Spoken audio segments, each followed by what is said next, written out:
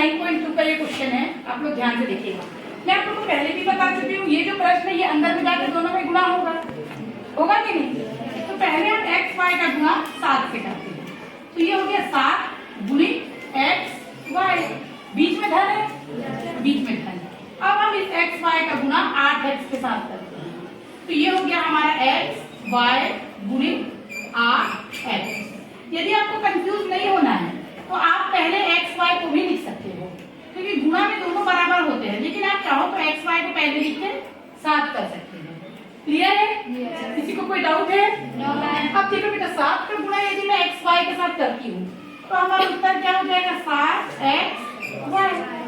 और 8 के लिए तो कोई गुणा करने का ही नहीं, तो हमने 8 लिख दिया, लेकिन x के लिए है 2x हो रहे हैं और हमको कुछ भी नहीं करना है। ये हमारा उत्तर हो गया। आसान है? yes, भाई देखो, जो संख्या है यदि x है तो उसका गुणा x के साथ होगा, y है तो उसका गुणा y के साथ होगा, और संख्या है तो उसका गुणा संख्या के साथ होगा। बस हमको ये ध्यान देना है।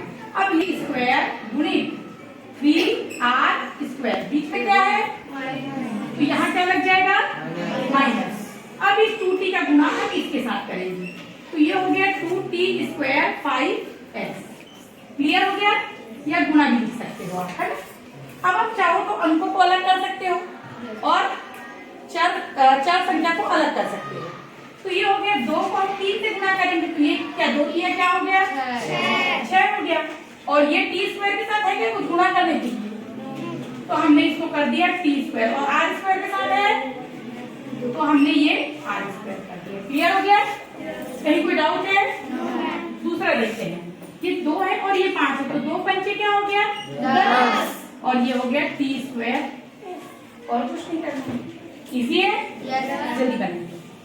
परिमेय संख्या है ना, आंसर हर दोनों है।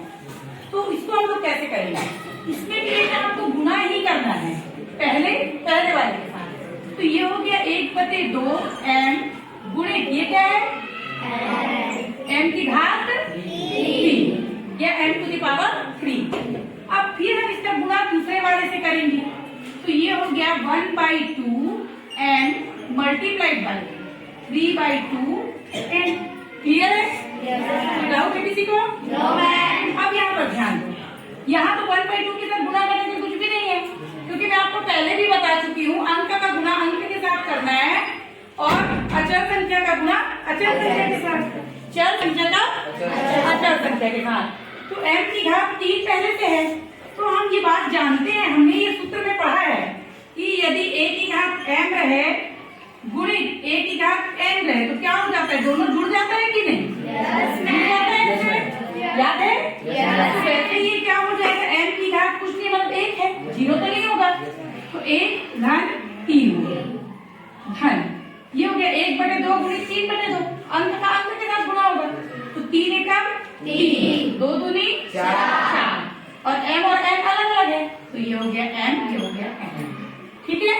अब यहाँ पर देखते हैं, ये हो गया 1/2 m की घात 4 धन 3/4 m n। कोई अंतर है? एकदम ठीक है, परफेक्ट। अच्छा आगे देखो, अब ये वाला, इस सवाल को भी हम वैसे ही हल करेंगे, 2 से 3 स्टेप में ये सवाल हल होते हैं, इसलिए बहुत ध्यान पूर्वक आप लोग देखिए। MST R की घात 3 ऋण FT है ना, तो इसको हम कैसे करेंगे, देखो पहले हम इसका गुणा अंदर ले जाके करेंगे, तो ये MST गुणित R की घात 3 ऋण है तो ऋण लगेगा, फिर इसी का गुणा हम इसके साथ करेंगे, तो MST गुणित ST। क्लियर हो गया? कोई डाउट है किसी को? तो देखो MST R सब अलग अलग है, जस्ट इधर लिख देते हैं MST R की घात 3 ऋण, यहाँ पर बेटा m के साथ गुणा करने के कुछ नहीं है, लेकिन देखो s के साथ है, तो s की घात 2 हो जाएगा, क्योंकि 2s का गुणा हो रहा है, तो ये आपका क्या हो जाएगा, s की घात 2, और t भी तुम्हारा 2 है, तो ये हो गया t की घात 2 बन जाएगा। ये चैप्टर आप लोग कंप्लीट कर लेंगे, है ना।